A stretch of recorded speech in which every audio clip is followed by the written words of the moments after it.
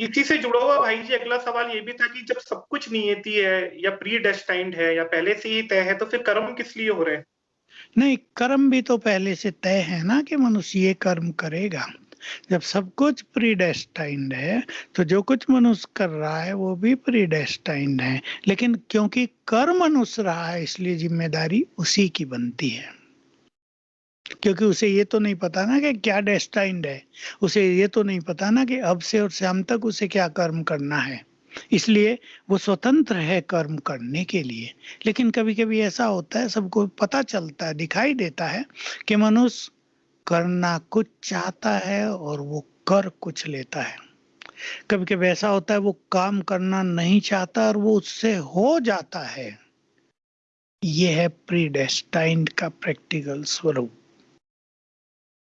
तो कुछ लोग अक्सर भाई जी ये बोलते हैं कि मतलब मैं आज जो कर्म कर रहा हूँ और वो पहले से ही तय है, उसका रिजल्ट भी तय है, तो यदि मैं दूसरा कोई कर्म करने लगूंगा तो क्या वो भी तय है? वो भी तय है।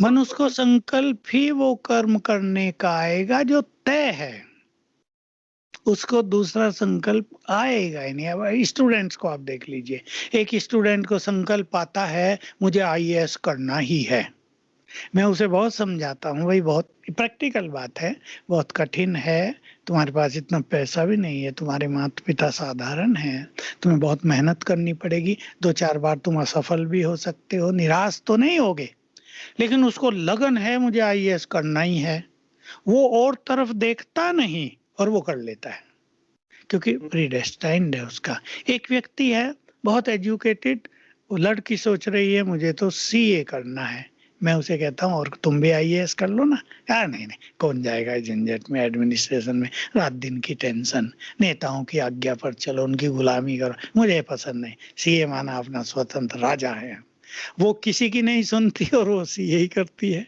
तो ये प्रीडेस्टाइन्ड का एक स्वरूप होता है। तो भाई जी नियति जो है उसको क्या चेंज किया जा सकता है? देखिए, हम कहेंगे तो ये कि चेंज किया जा सकता है, पर हमें ये तो नहीं पता ना हमारी नियति है क्या जिसको हम चेंज करें। इसमें मुख्य बात ये है, अगर हमें पता हो कि मेरी नियति ये है तो मैं उसे चेंज करने की सोचूं, लेकिन जब पता ही नहीं तो जो है वही, जिसे हम चेंज करना कहेंगे ना वो भी वही होगी, क्योंकि हम भी इस पे बहुत क्लास लेते हैं कि भाग्य अपने हाथ में है, हम जैसा चाहे भाग्य बना सकते हैं। ये तो सत्य है, परंतु बनाएंगे वैसा ही जैसी नियति है, उसके अलावा उनसे होगा ही नहीं। तो भाई जी जब नियति चेंज हो ही नहीं सकती है तो फिर अध्यात्म योग फिर इससे क्या प्राप्ति होगी? नहीं, ये हमने क्योंकि नियति में हमारी है, और उसकी प्राप्ति जो परम आनंद है, प्योरिटी है, परम सुख है या मुक्ति, जीवन मुक्ति है, वो भी नियति का हिस्सा है ना।